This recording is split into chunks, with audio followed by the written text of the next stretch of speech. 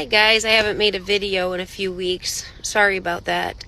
But to this commenter, I am so proud of you and your husband. It takes a lot of bravery to do this. So good for you. I just wanted to maybe try to give you guys some advice in order to prepare. I would prepare a list of 10 to 15 questions. Do not expect honest answers.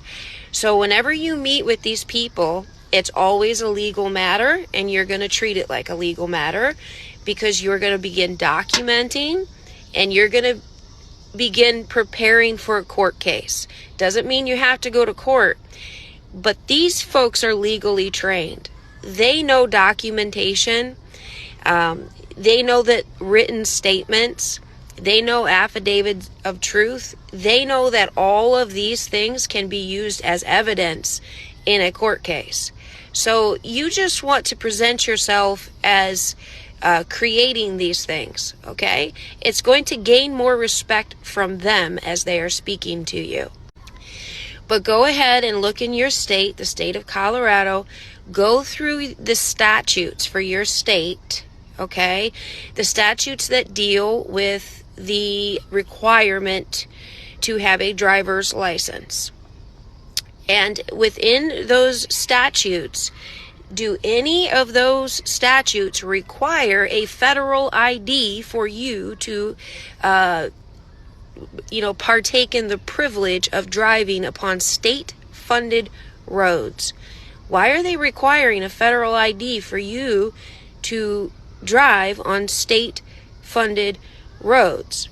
Now, if none of those statutes require you to have a federal ID for the purpose of driving upon state roads, then in return, what your state is doing is they are relinquishing their power, their jurisdiction, and their ability to be able to require licensing for the privilege to drive because they're no longer offering a state-issued ID. Okay? There's a big difference between the state government and the federal government. And the state governments constitutionally are not supposed to act as agents for the federal governing body. Okay?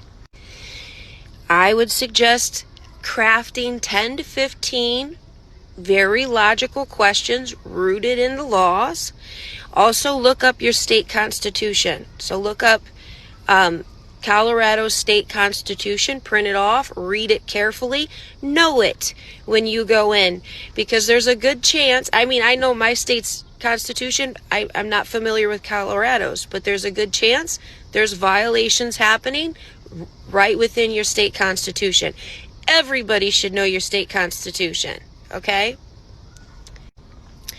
Craft those questions, document the answers, stay very calm. Okay, stay very calm, stay very honorable. Let them know that you're documenting this, okay? And then after your experience with the deputy registrar, make sure that you craft an affidavit of truth, okay? Which is, make sure it's 100% truthful and factual concerning your experience with the deputy registrar and what is said based upon those 10 questions rooted in law. Craft your affidavit of truth. It can be notarized after you craft it or draft it, which you can get a notary at a bank. Finding a notary public isn't too difficult. It only costs a couple dollars. Send that affidavit of truth, log it with the court, but also send it in registered mail to the DMV, to your local DMV, and also to that deputy registrar's office, just stating the facts of your experience. Because what a lot of you folks can do is begin building a RICO case. Because this is racketeering and collusion for the purpose of criminal activity, perpetuating criminal activity upon the general public, which means they're forfeiting their positions, and they're also could be potentially looking at federal prison time.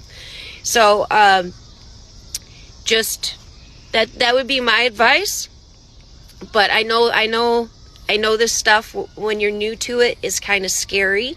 Just understand they are there to serve you. They are not serving you. And they are actually in breach of their contract, okay? Because they're supposed to be in charge of issuing state driver's licenses. And they're not. They're issuing federal IDs. That's all that the real ID is. It's a federal ID. It has nothing to do with the privilege of driving. So if they refuse to give you a state driver's license, then in turn, they're forfeiting their jurisdiction.